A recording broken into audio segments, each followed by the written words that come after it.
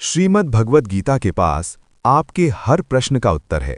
चाहे आपकी कोई भी परेशानी हो, कोई भी इच्छा हो, श्रीमद् भगवद गीता आपके हर प्रश्न का उत्तर देती है, आपकी हर समस्या का हल देती है।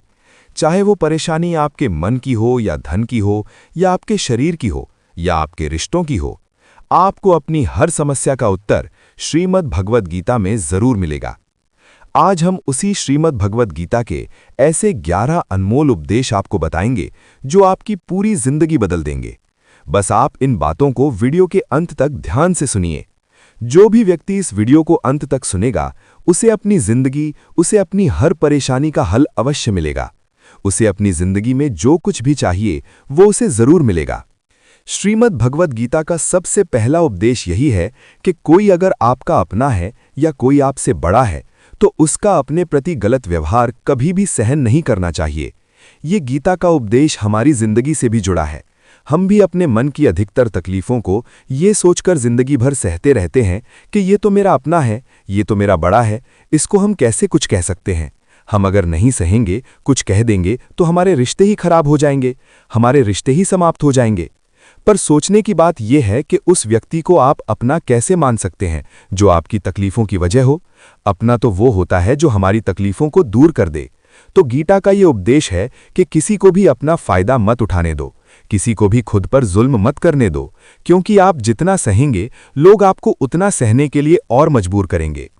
गीता का पहला अध्याय, जिसका नाम अर्जुन विशद योग, और दूसरा अध्याय जिसका नाम सांख्य योग है, उसके आरंभ में अर्जुन ने श्री कृष्ण के आगे अपना दुख प्रकट किया है कि हे केशव, मैं कौरवों से कैसे युद्ध कर सकता हूँ, ये सब तो मेरे अपने ही हैं। मैं कैसे भीष्म पितामह और द्रोणाचार्य से युद्ध करूंगा, क्योंकि वो दोनों मेरे पूजनीय हैं। इसलिए इन गुरुजनों को मारने से तो अच्छा है मैं भिक्षा के अन्न को खाकर अपने जीवन का गुजारा करूं। और जिन कौरवों से मैं युद्ध करने जा रहा हूं वो सब धृतराष्ट्र के पुत्र मेरे भाई ही हैं, मेरे अपने ही हैं। इन सब को मारने से अच्छा है कि मैं सन्यासी बन जाऊं। तो श्री कृष्ण ने अर्जुन से कहा कि यहाँ कौन अपना है और कौन पराया है। जो अधर्म करता है उसके साथ युद्ध करना तुझे मोक्ष और मुक्ति देगा। तू अपने इस मन के मोह को त्याग दे, नहीं तो सारा जग तेरी निंदा ही करेगा, तुझे डरपोक कहेगा। बात अपने पराये की नहीं है, बात धर्म और अधर्म की है, बात सही और गलत की है। अगर तू गलत को सहेगा, उसका अंत नहीं करेगा, तो गलत करने वाले को और बल मिलेगा, वो और भी गलत करेगा। इसीलिए मन के मोह को त्याग करके तू युद्ध कर। महाभारत की एक और कहानी भी है। जब अर्जुन के पुत्र अभिमन्यु की युद्ध में मृत्यु हो जाती है, तब अर्जुन बहुत दुखी होता है, रोने लगता है। वो श्री कृष्ण से कहने लगा कि मेरा पुत्र अभिमन्यु मर गया है, मैं ये दुख बिल्कुल भी सहन नहीं कर सकता, मैं भी अपने आप को समाप्त कर लूंगा। फिर भगवान श्री कृष्ण उसे आत्माओं के लोक में लेकर गए, जहां अभिमन्यु आनंद से बैठा हुआ था। क्योंकि उसने क्षत्रियोचित व्यवहार किया, इसलिए उसे उत्तम पद की प्राप्ति हुई। जब अर्जुन अभिमन्यु के पास रोते रोते पहुंचा और अपने पुत्र को देखकर अर्जुन बहुत प्रसन्न हुआ, उसे गले से लगाकर कहने लगा कि हे पुत्र, तेरे बिना तो मैं जी ही नहीं सकता, मैंने तो अपने जीवन की आशा का ही त्याग कर दिया है। तो अभिमन्यु कहने लगा कि आप कौन हैं? अर्जुन बोला, मैं तेरा पिता हूं, तू मेरा पुत्र है अभिमन्यु। तो अभिमन्यु कहने लगा कि कौन पिता कौन पुत्र, मेरे हजारों जन्म हुए हैं, किसी जन्म में आप मेरे पिता बनते हैं और किसी जन्म में मैं आपका पिता। लेकिन उसके मन की सुस्ती, उसके मन का आलस्य, उसकी वजह से उसने उस काम को कल पे टाल दिया। ऐसे ही करते करते पूरा महीना समाप्त हो गया। फिर गुरुजी उस शिष्य के पास आ पहुंचे कि बताओ तुमने कितना सोना बनाया। शिष्य बोला कि मैंने तो अभी सोना बनाना शुरू भी नहीं किया। तो गुरुजी ने कहा मुझे मेरा वो पारस पत्थर वापस चाहिए। शिष्य बोला कि नहीं, मुझे थोड़ा वक्त दीजिए, मैं थोड़ा सोना बनाना चाहता हूं। गुरुजी ने कहा ये पारस पत्थर पूरा 1 महीना तेरे पास था, पर तू कुछ नहीं कर पाया, लेकिन अब समय समाप्त हो चुका है। ऐसे ही ये हमारा जीवन है, हमारी जिंदगी है, और ये समय ही पारस पत्थर है। हम समय के एक एक पल से अपने जीवन को सोना बना सकते हैं, लेकिन हमें ये लगता है कि हमारे पास बहुत समय बचा है, एक दिन जिंदगी को जी लेंगे, एक दिन जिंदगी में खुश हो जाएंगे। लेकिन वो दिन कभी नहीं आता और हम जिंदगी भर भागते रहते हैं, चिंता करते रहते हैं, दुखी होते रहते हैं। लेकिन जिंदगी को जीना, खुश रहना हम भूल जाते हैं। इसलिए गीता का ज्ञान हमें ये सिखाता है कि आप आज में जीना सीखो, इस पल में जीना सीखो। गीता का तीसरा उपदेश ये है कि मौत से डरना बिल्कुल व्यर्थ है। श्री कृष्ण ने गीता में कहा है, ये संसार मृत्यु लोक है। जिसका भी जन्म हुआ है वो एक दिन जरूर मर जाएगा। जिसका आरंभ हुआ है उसका अंत अवश्य होगा। हम इसे रोक नहीं सकते। जैसे हम रोज कपड़े बदलते हैं वैसे ही हमारी आत्मा नया शरीर धारण करती है। मृत्यु सिर्फ इस जीवन का एक नया आरंभ है, इस जीवन का अंत नहीं। आत्मा कभी नहीं मर सकती और ना ही उसे कोई मार सकता है।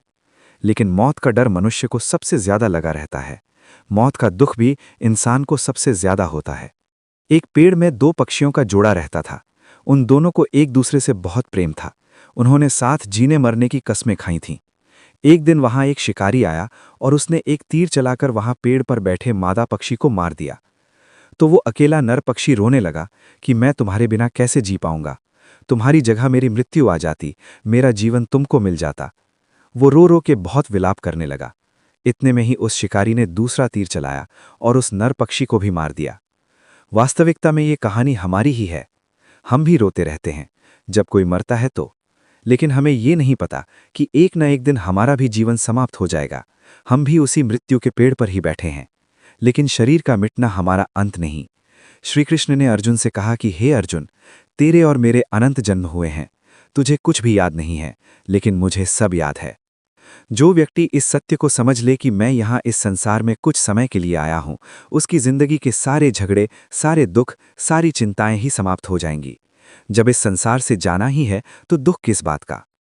पहले के जमाने में साधु महात्मा लोग पैदल यात्रा करते थे। यात्रा करते करते वो एक नगर में पहुंचे। वो महात्मा बहुत थक चुके थे। उस नगर में उन्होंने एक महल देखा और उन्होंने उस महल में जाकर विश्राम करने का सोचा और वो महल में जाकर सो गए। जब उस महल में वहां का राजा पहुंचा तो अपने पलंग पर उस महात्मा को सोता देखकर बहुत हैरान हो गया। राजा उस महात्मा से पूछने लगा कि तुम मेरे महल में कैसे घुस आए और मेरे बिस्तर पर सो रहे हो। महात्मा कहने लगा, ये तुम्हारा महल है, मुझे तो लगा ये धर्मशाला है। तो राजा ने कहा, आपको मेरा महल धर्मशाला कैसे लगा। तो महात्मा ने राजा से प्रश्न किया कि तुमसे पहले इस महल में कौन रहता था।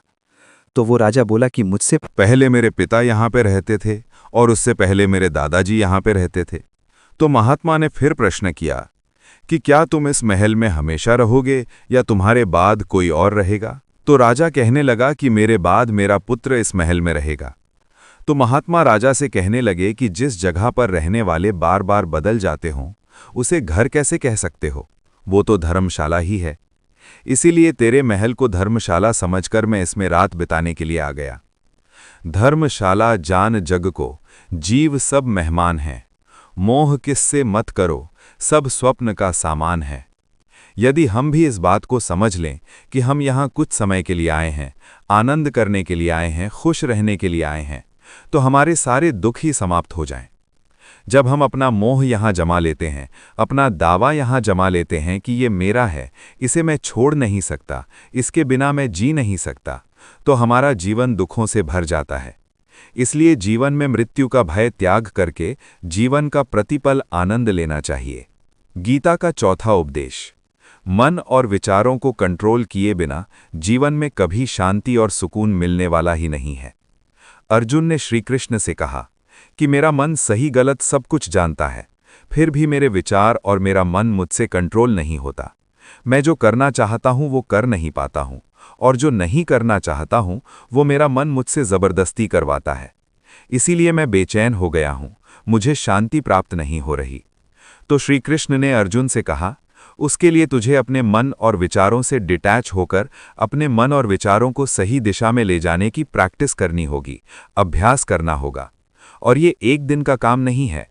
जब तक तू अपने मन और विचारों की गुलामी का त्याग नहीं करता, तब तक तुझे जीवन में कभी शांति नहीं मिलेगी। एक राजा था, वो बहुत बेचैन और परेशान रहता था। एक दिन वो अपने गुरुजी के पास गया और उनसे कहने लगा कि मेरा मन बहुत बेचैन है, मैं बहुत परेशान हूँ। मैंने पूरे संसार को जीत लिया है, सब कुछ है मेरे पास, पर मैं खुश नहीं हूँ। मेरे मन में सुकून नहीं है, शांति नहीं है।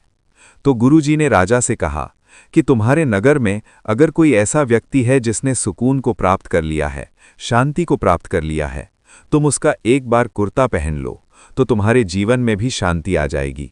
राजा बहुत प्रसन्न हो गया कि ये तो बहुत आसान काम है।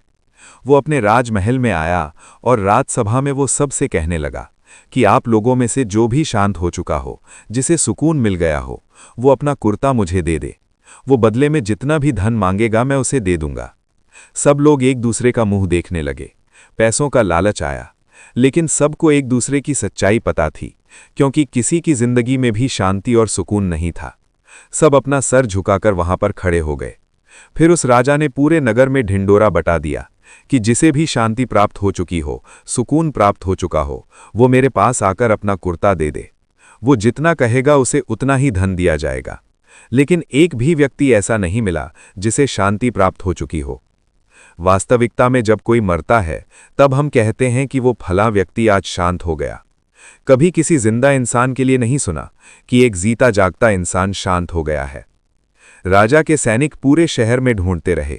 फिर उन्हें एक पेड़ के नीचे एक महात्मा तपस्या करता दिखा, जिसके चेहरे पर एक शांति थी, सुकून था। वो सैनिक उस महात्मा के पास आकर पूछने लगे कि क्या आपने शांति प्राप्त कर ली है, सुकून प्राप्त कर लिया है? महात्मा ने कहा, मैं पूरी तरह से शांत हूं। तो सैनिक उसे राजा के पास ले आए।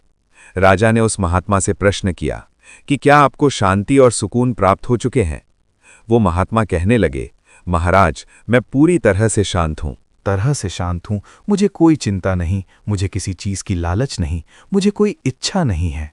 तो राजा भी बहुत प्रसन्न हो गए कि आखिर वो व्यक्ति मिल ही गया जिसे शांति की प्राप्ति हो चुकी है, इसे सुकून प्राप्त हो चुका है। तो राजा उस महात्मा से कहने लगे कि हे महात्मा, आप कृपया करके अपना कुर्ता मुझे दे दीजिए, बदले में आप जो मांगेंगे मैं आपको दे दूंगा। वो महात्मा कहने लगे कि महाराज, सुकून और शांति तो मुझे मिल चुके हैं, लेकिन क्या करूं, मेरे पास कुर्ता ही नहीं है पहनने के लिए जो मैं आपको दे सकूं। जब राजा ने उस महात्मा की ये बात सुनी कि इस महात्मा के पास कुर्ता भी नहीं है पहनने के लिए, उसके बाद भी ये महात्मा एकदम शांत है, इसके जीवन में सुकून है, मैं सारी जिंदगी धन को जोड़ने में लगा रहा, दुनिया जीतने में लगा रहा, लेकिन मुझे शांति नहीं मिली, सुकून नहीं मिला, क्योंकि शांति और सुकून बाहर की चीज नहीं है, अपने भीतर की चीज है। इसीलिए जब तक कोई व्यक्ति अपने मन और विचारों को कंट्रोल नहीं करता, तब तक उसके जीवन में सुकून और शांति नहीं आती। और गीता का उपदेश हमें यही सिखाता है कि जीवन में शांति चाहिए तो मन को शांत करना सीखो। गीता का 5वां उपदेश ये है कि वासना, क्रोध और लालच सर्वनाश का कारण है, नरक का द्वार है। जिस भी मनुष्य में ये 3 अवगुण होते हैं, वो हमेशा दूसरों को दुख पहुंचाकर अपने ही सुख और स्वार्थ की पूर्ति करता रहता है। किसी भी चीज की अति से ज्यादा वासना करना और क्रोधी स्वभाव होना और मन में लालच होना उसके जीवन के सुख को समाप्त कर देते हैं, उसके सारे रिश्तों में जहर भर देते हैं। इन्हें नरक का द्वार इसीलिए कहा गया है क्योंकि जिस इंसान में अत्यधिक क्रोध है, लालच है, वासना है, उसका पूरा जीवन जहर से भर जाता है। उसको मरने के बाद नहीं, जीते जी यहीं पर नरक का दर्शन होता है। गीता का 6वां उपदेश ये है कि सब भगवान एक ही हैं, कोई छोटा बड़ा नहीं है, सब एक परब्रह्म परमात्मा के अलग अलग रूप और नाम हैं। श्री कृष्ण ने गीता के 10वें अध्याय विभूति योग में बताया है कि जितने भी जगत के देवी देवता हैं वो सब मेरी ही विभूति हैं।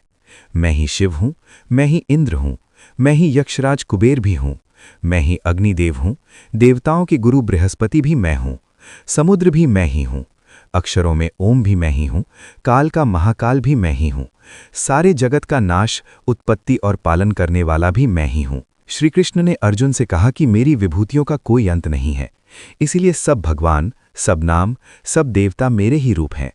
इसीलिए तू किसी भी देव या ईश्वर में कभी भेद बुद्धि मत करना, कभी किसी को छोटा बड़ा मत समझना। और गीता का उपदेश हमें ये सिखाता है कि कभी भी किसी दूसरे के इष्ट को छोटा नहीं समझना चाहिए, या इस बात पर झगड़े फसाद नहीं करने चाहिए कि कौन बड़ा है और कौन छोटा है। गीता का 7वां उपदेश ये है कि सुख की इच्छा ही आखिर में हमारे दुखों का कारण बने। श्री कृष्ण ने अर्जुन से कहा कि मनुष्य जितना सुखों की लालसा और इच्छा करता है, उतना ही उसकी इंद्रियां सुख भोग में आसक्त हो जाती हैं, उतना ही इंसान का मन संसार के सुख और आकर्षण का गुलाम बन जाता है, और जितना सुख के पीछे भागेगा उतना ही उसे दुख के अनुभव से भी गुजरना पड़ेगा, क्योंकि ये संसार का नित्य कराना उसका नाम योग है, और जो चीज़ जीवन में मिली हुई है उसकी रक्षा करना उसका नाम क्षेम है।